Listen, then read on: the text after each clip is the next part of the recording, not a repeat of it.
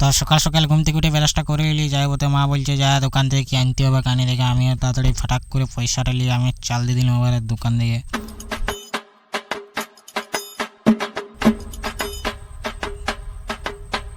দোকান থেকে চাল দিতে দিতে একটা বন্ধুর সঙ্গে আবার দেখা হয়ে গেছে, বন্ধুরা বলছে আমিও যাবো দোকান থেকে, চ। আমি বললাম চ আমার সঙ্গে চাল দিয়ে দেবো, চাল দিয়ে দিল আমার সঙ্গে।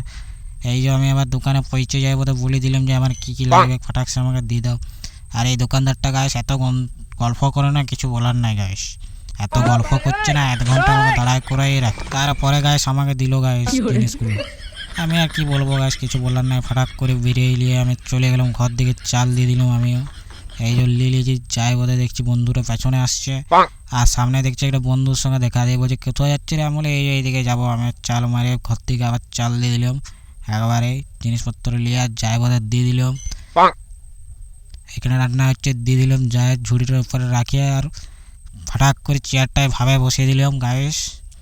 এত গরম গাইস কিছু বলার নাই, ভাবে বসিয়ে দেওয়ার পরে আমি একটু চাল দিয়ে দিলাম কীর্তনঘর থেকে, কারণ ওইদিকে আমি থাকি গাইস সারাদিন, আমার আর কোনো কাজ নেই গাইস, ওইদিকে থাকি আমি। এই যে পৌঁছে গেছি আজকের দিনে, বাই বাই।